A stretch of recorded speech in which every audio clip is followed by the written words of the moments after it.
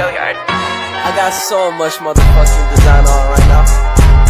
Break it down, bring it back, make it clap. I got 3 old thoughts, new block, where that thing. Bitches on my line, and you know.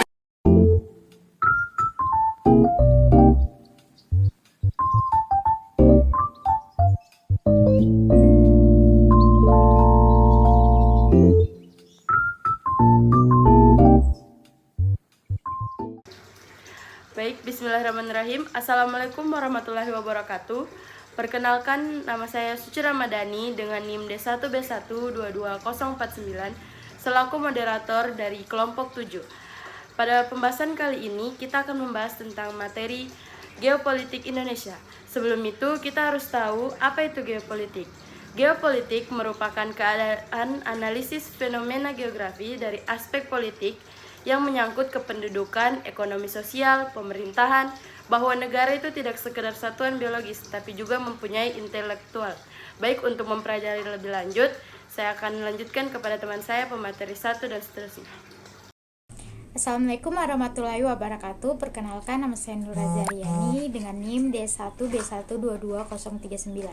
Untuk mengefisienkan waktu, langsung saja. B. Pengertian wawasan Nusantara sebagai geopolitik Indonesia. Wawasan Nusantara sebagai geopolitik dan landasan visional bangsa Indonesia pada hakikatnya merupakan perwujudan ideologi Pancasila. Wawasan Nusantara mengarahkan visi bangsa Indonesia untuk mewujudkan kesatuan dan keserasian dalam berbagai bidang kehidupan nasional. Bidang ideologi, politik, ekonomi, sosial budaya, dan pertahanan keamanan. Iya, Assalamualaikum warahmatullahi wabarakatuh. Perkenalkan, nama saya Laudi Jasmine Alvindra dengan NIM D1B1222012. Iya, langsung saja untuk mempersingkat waktu, saya akan melanjutkan presentasi saya dengan membawakan judul Wawasan Nusantara sebagai Wawasan Nasional Indonesia. Dalam Undang-Undang Dasar 1945 dijelaskan bahwa tujuan kemerdekaan Indonesia ialah untuk melindungi segenap bangsa Indonesia dan seluruh tumpah darah Indonesia, dan untuk mewujudkan kesejahteraan umum, mencerdaskan kehidupan bangsa, dan ikut melaksanakan ketertiban dunia yang berdasarkan kemerdekaan abadi dan keadilan sosial. Berikut tujuan wawasan Nusantara sebagai geopolitik Indonesia yang dibagi menjadi 2 macam. Yang pertama yaitu geopolitik Indonesia ke dalam dan geopolitik Indonesia keluar. Landasan Injil dan konsep wawasan Nusantara. Yang pertama, landasan Injil. Negara Indonesia memiliki Undang-Undang Dasar atau Undang-Undang Dasar 1945 sebagai landasan konstitusional. Sedangkan wawasan Nusantara merupakan landasan visional Indonesia. Pancasila merupakan landasan ideal bangsa Indonesia. Ini artinya Pancasila merupakan dasar negara Republik Indonesia, baik dalam arti sebagai dasar ideologi maupun filosofi bangsa. B. Landasan konsepsional WANUS.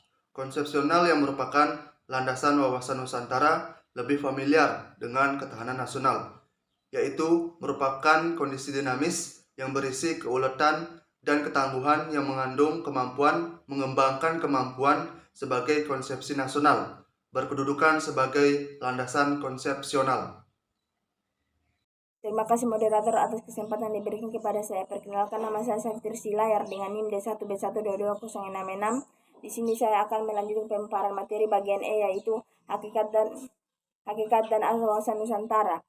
Perlu kita ketahui bahwa hakikat dan wawasan Nusantara adalah ketuhanan Nusantara atau nasional, dalam pengertian cara pandang yang selalu utuh menyeluruh dalam lingkungan Nusantara dan demi kepentingan nasional. Terima kasih.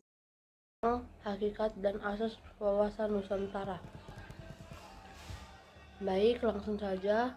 Asas wawasan Nusantara merupakan ketentuan-ketentuan dasar yang harus dipatuhi, ditaati, dipelihara, dan diciptakan agar terwujud dan tetap taat dan setidaknya komponen atau unsur pembentukan bangsa Indonesia, suku, golongan terhadap kesepakatan komitmen bersama. Kedudukan dan fungsi tujuan wawasan Nusantara. Wawasan Nusantara berfungsi sebagai pedoman, motivasi, dorongan, serta rambu-rambu dalam menentukan segala kebijaksanaan, keputusan, tindakan, dan perbuatan bagi penyelenggara negara di tingkat pusat, daerah maupun bagi seluruh rakyat Indonesia dalam kehidupan bermasyarakat, berbangsa, dan bernegara. Wawasan Nusantara bertujuan mewujudkan nasionalisme yang tinggi di segala aspek kehidupan rakyat Indonesia yang lebih mengutamakan kepentingan nasional daripada kepentingan individu, kelompok, golongan, suku, bangsa, atau daerah. Assalamualaikum warahmatullahi wabarakatuh. Perkenalkan, saya Enggak Alif Surya dengan NIM D1B1222027. Di sini saya akan melanjutkan pemaparan materi dari kelompok kami terkait geopolitik Indonesia, khususnya implementasi wawasan Nusantara.